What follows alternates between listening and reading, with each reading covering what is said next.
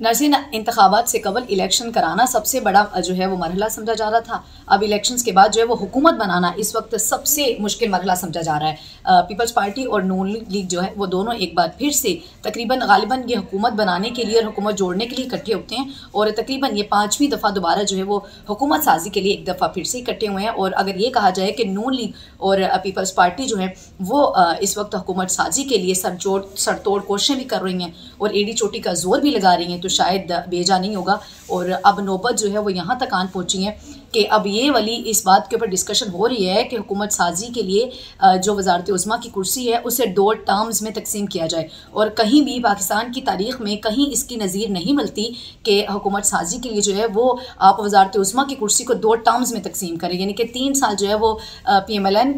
वज़ारत उज़्मा की कुर्सी पर फाइज़ रहे और 2 साल जो है वो पीपल्स पार्टी उसके ऊपर फाइज़ रहे। अब ये वाली खींचातानी जो है वो भी जारी है। लेकिन एक अच्छी खबर ये है कि दूसरी तरफ हम ये देख रहे हैं कि PTI और जो मजलिस वहदत मुस्लिमीन है उसके साथ मिल के PTI ने इसमें पंजाब में और वफाक में हुकूमत बनाने का ऐलान भी किया है। और PTI के जो सपोर्टर्स और वोटर्स हैं उनके लिए इससे भी अच्छी खबर ये है कि KPK में जो है वो PTI जमात इस्लामी के साथ मिलकर हुकूमत बनाने के लिए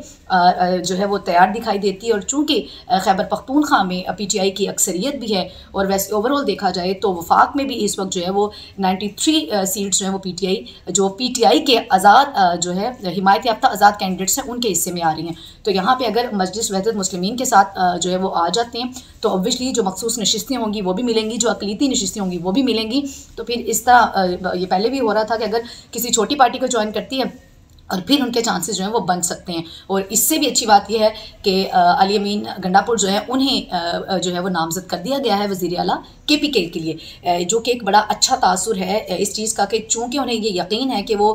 खैबर पख्तूनख्वा में हुकूमत बनाने में कामयाब हो जाएंगे। और ये वाला जो तासुर दिया जा रहा है कि चूँकि अब पार्टी ही कलअदम करार दे दी गई और पार्टी का वजूद ही नहीं है तो शायद जो है वो हुकूमत साजी का अमल भी मुकम्मल ना हो सके। और इसके साथ जो है वो 2-3 और भी बड़ी अहम डेवलपमेंट्स हुई हैं। और एक के बाद दीगरे जो है वो हम ये ख़बरें भी सुन रहे हैं कि कभी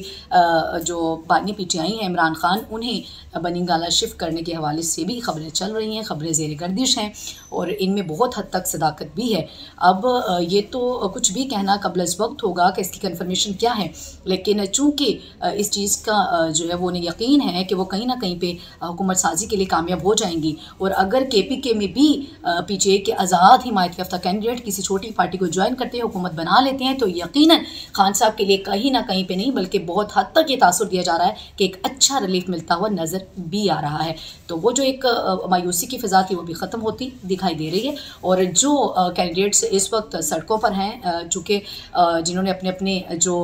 हल्के की जो सीट्स हैं वो चैलेंज कर रखी हैं और धांधली की, खैर धांधली तो नहीं कहा जा रहा उसको, एक बड़े पैमाने पे जो धांधला हुआ है उसके अगेंस्ट जो है वो अभी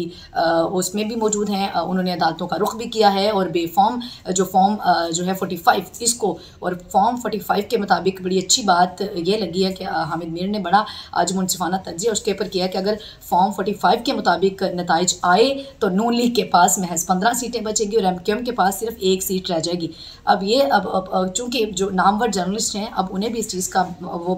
उन्हें बावर करवाना शुरू कर दिया है कि इस मुल्क में सिर्फ जो है वो धांधली नहीं हुई, इंतखाबात के नाम पे बहुत बड़ा धांधला हुआ है। और चूँकि तकरीबन 50 अरब रुपए का बजट जो है वो हम इन इंतखाबात में मुख्तस कर चुके हैं। ये तो आज की 2-3 अहम डेवलपमेंट्स थी जो बात हुई, और फिर बात होगी नई वीडियो में।